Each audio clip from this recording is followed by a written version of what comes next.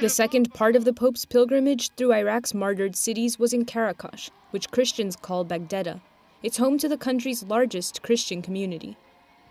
The Pope's meeting with the Christian community of Qaraqosh took place in the Church of the Immaculate Conception. Already outside of the compound, the people's excitement could be felt.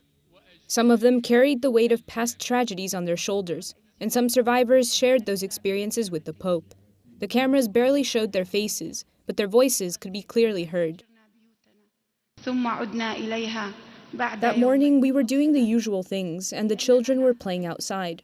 I heard the sound of mortar shells and ran out of the house. The children's voices died away, while the adults' shouts grew louder. They told me that my son and his cousin were dead, as was our neighbor, a young girl who had been preparing for marriage.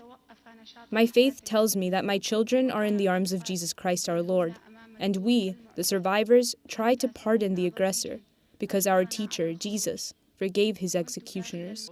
Father Amar Yako also recounted what it was like to leave his own home and escape with nothing but his life. We have faced a very difficult trial, to live dispersed in the streets, squares, and public parks, without shelter or food. We don't have enough time now to explain everything we experienced in 3 years as displaced people. But those 3 years during which we lived as refugees were not cursed years.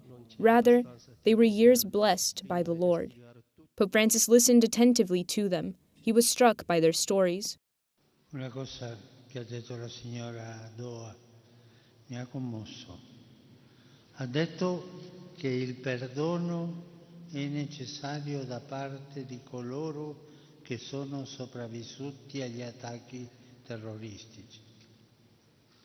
Perdono. Questa è una parola chiave. La strada per una piena guarigione potrebbe essere ancora lunga, ma vi chiedo per favore di non scoraggiarvi.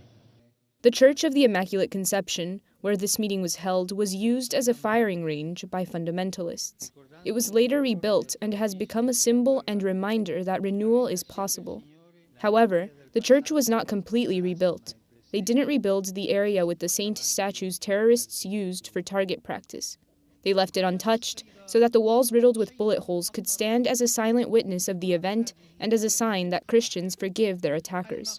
During the meeting, the Patriarch of Antioch for Syrian Catholics wanted to call attention to the organizations that helped with the reconstruction. That's why he acknowledged the Hungarian government, the Knights of Columbus, and entities like Aid to the Church in Need, which contributed concretely to this church's restoration.